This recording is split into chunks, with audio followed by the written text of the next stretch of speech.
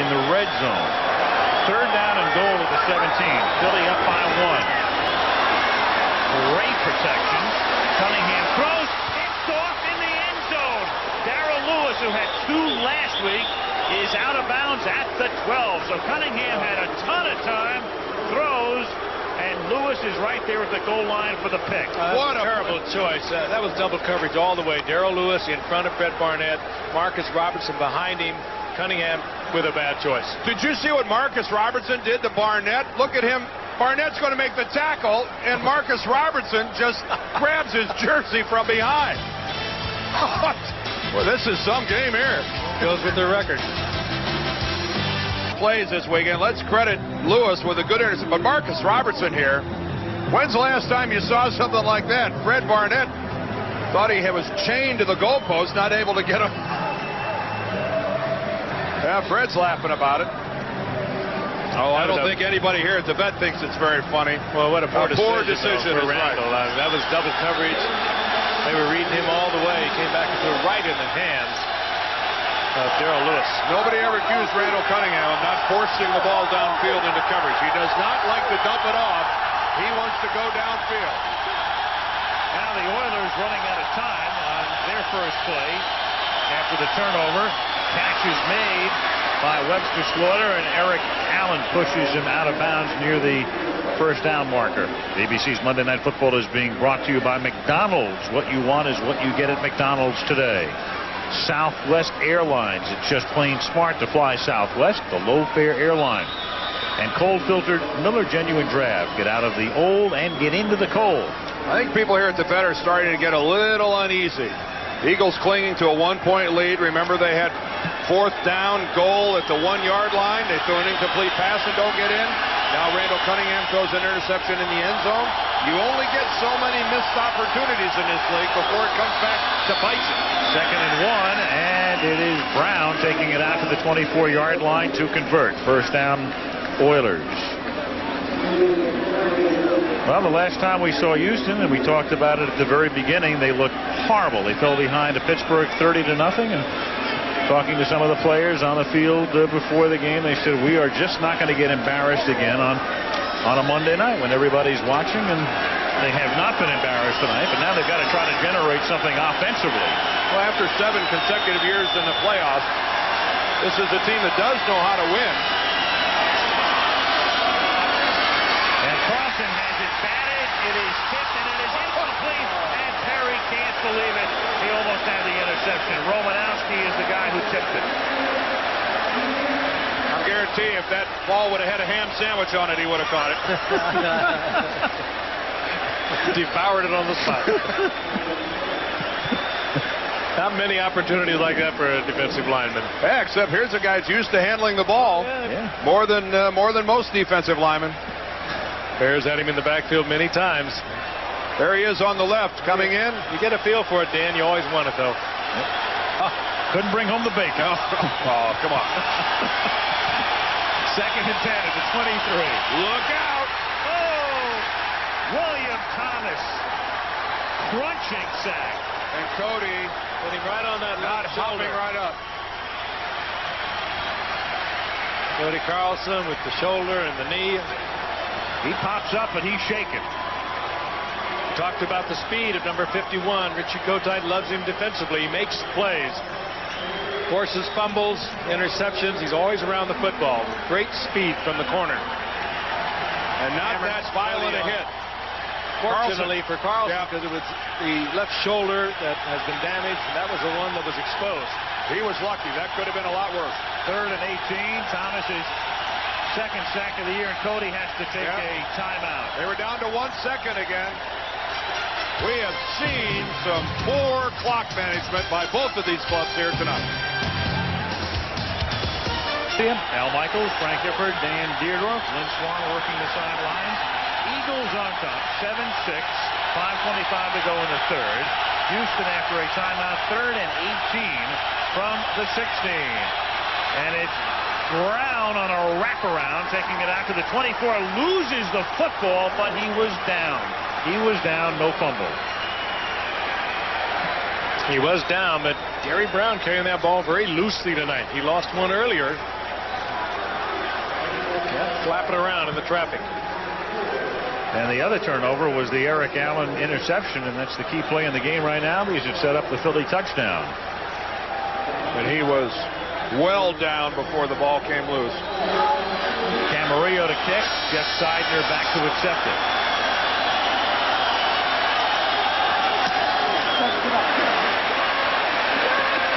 It's a 36-yard kick. And Seidner with a 7-yard run back after the 47. Eagles have it near midfield. 4:35 left in the third. Philly by 1.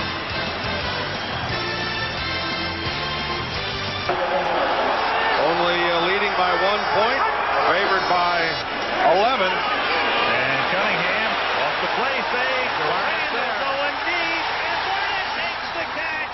And Fred Barnett scores. Touchdown Eagles. Well, it took a while, but two great athletes combining. Terrific pass by Cunningham. Sprinting to the right. Barnett. Easy catch. Difficult to get into the end zone. Well, some measure of redemption for Fred Barnett. Had one long pass called back by a penalty. Had another long pass where he just plain had the ball stolen away from him. 187 yards in receptions tonight. Receiving yards for Barnett. 5 catches. That one was 53 yards. And Eddie Murray for the extra point. Brian Barker puts it down. And Philly now leads by 8. And a good piece of execution by Randall Cunningham. First on the sprint to the right on a dead run. Perfect tight spiral. Barnett had beaten his man, Chris Dishman. Spins out of the arms of an Oiler tackle. That was Robertson, and breaks the play into the end zone. The initial effort at a tackle by Dishman was horrible.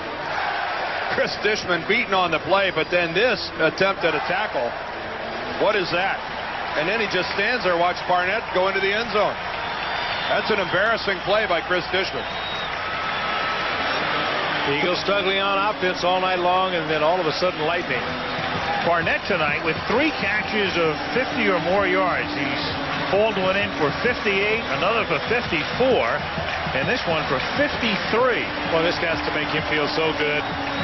Tore that knee up in the 4th game a year ago. Pro Bowl after the '92 season, and was off to a great start a year ago. And then all the months of rehab, all the pain you go through, and to come out, come up with a big play like that. Look at this. Look at this. He gives it to Lynn Swan. That's a great sight. Well, that's one great receiver handing the ball to another. Yeah, that's recognizing greatness. Eddie Murray to kick off. Something tells me we're going to get a sideline report from Swanee pretty soon. He was relatively close to the action there. So, Lynn, what are you going to do with the football?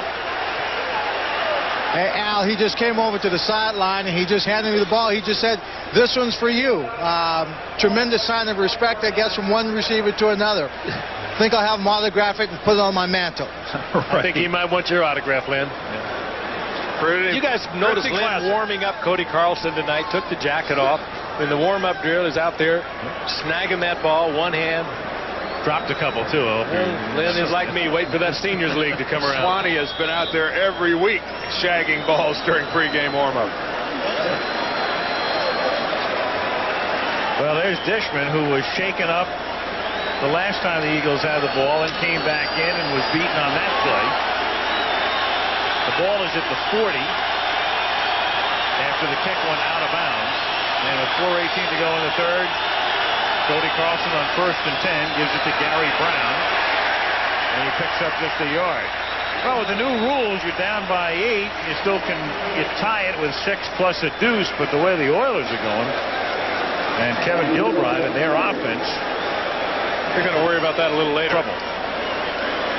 They've really struggled, but you think of the run and shoot offense, and they're somewhere in between that and trying to tie it in. You've got to throw up in at least in the 60% completion, and they came in with a combined completion percentage of about 49% tonight. Cody Carlson, 41.9%. completion of the games he's played. That just won't get it done. Didn't they used to have a pretty good quarterback down there? He threw it about 60%. Warren Moon. 2nd and 9, and the pass is too high, intended for Gary Brown.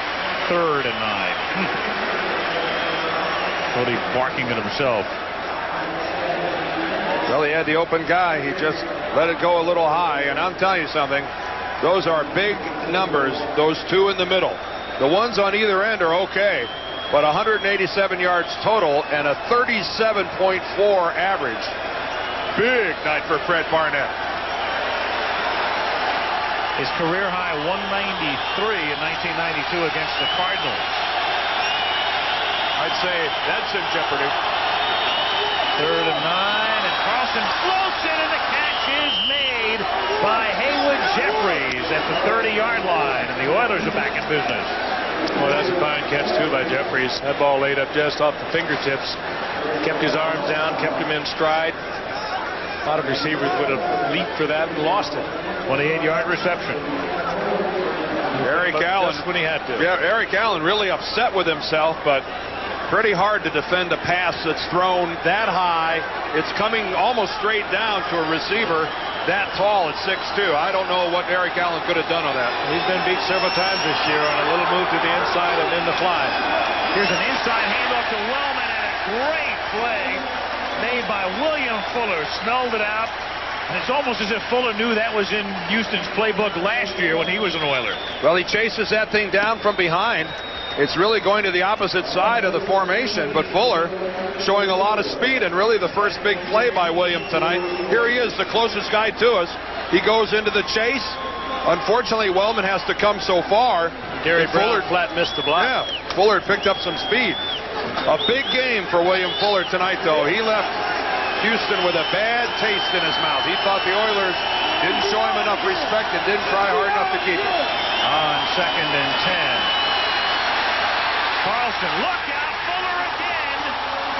The ball is still loose. Andy Harmon tries to get it and does.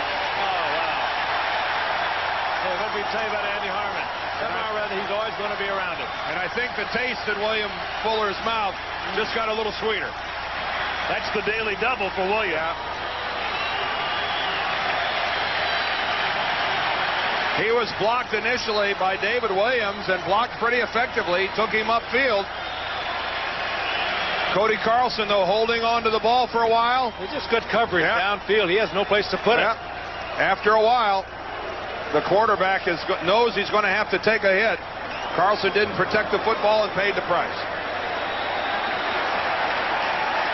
2:14 remaining, 3rd quarter. Huge series now for the Oilers defensively. They do not have an offense to come from behind by too much. An Eagles score here is real trouble. Philly leads by 8. This is Vaughn Hebron. And he gets ridden out of bounds after he crosses the 50, and there's a flag thrown. And that's going to be for a late hit. Chris Dishman looks like he's at the middle of this again. And that is Chris Dishman that throws Hebron right into the flag, right into the down marker.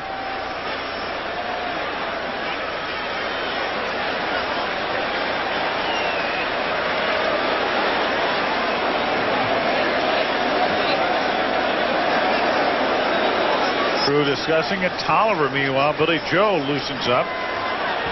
Gary Lane, the referee tonight. All right, there's Dishman locked up on Hebron.